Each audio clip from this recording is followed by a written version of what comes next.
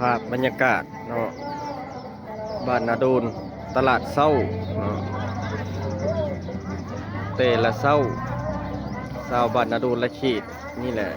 กระเจ้าจะได้ลงมาเนาะซื้อมาขาย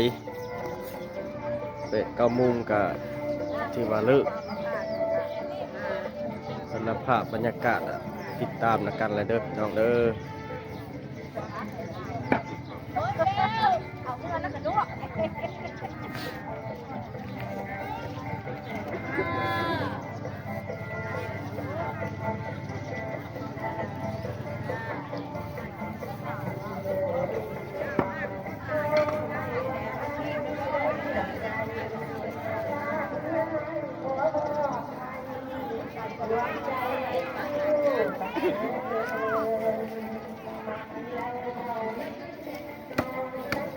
มีทางซีนหมู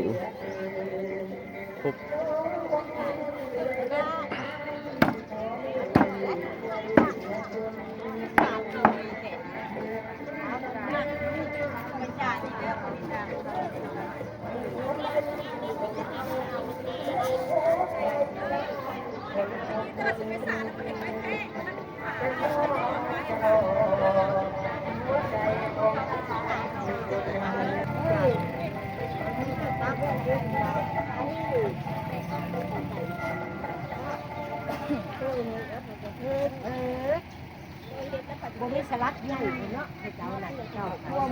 สภาพบรรยากาศการซื้อการขาย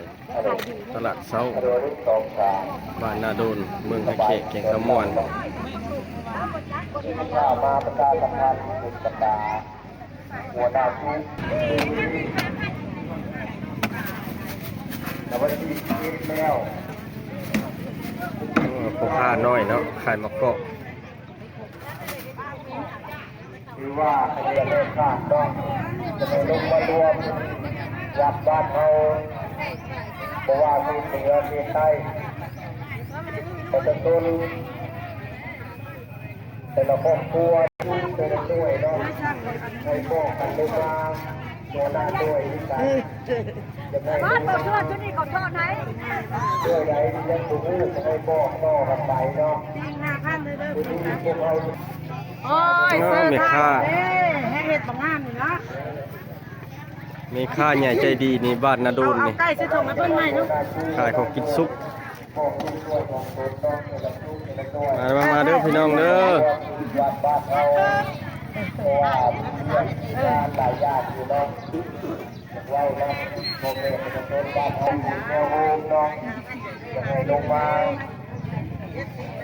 ว่าหาโดยงานของบ้าน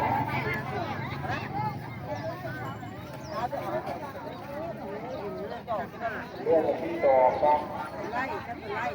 ที่ผู้ฆ่าประกาศใส่ทุกวันนี้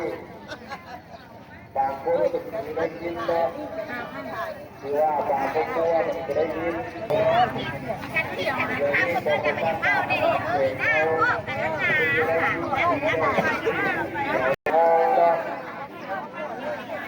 คณะมาประชาสัมพันธ์ที่เชื่อสองก็บ้านที่ประชาสัมพันธ์ไปแล้วยังมีพี่น้องคนอื่นวันพุธวันที่วันที่13เนาะเป็นถ้าผู้ใดละเมิดไปเป็นจะโบทำห้องเนาะแล้วจะใส่ตะวันคณะผู้ที่เพื่อผู้งานต้องให้ลงมาให้โบกให้ลงมาเนาะโบให้เข้าให้ลงมาสภากาแฟอยู่ตลาดเช้าบ้านนาโดน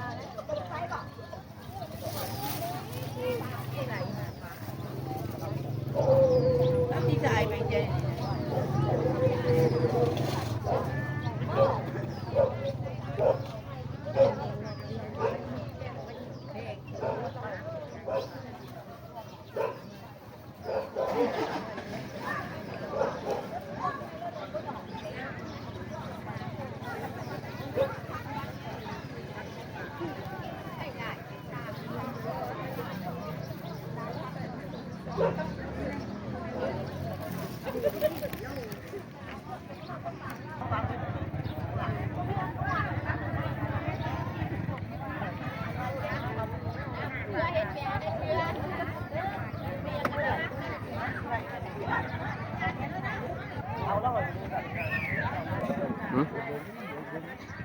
ถ่ายคนลายคนเลยฉันบวกไม่ทันเนี่ย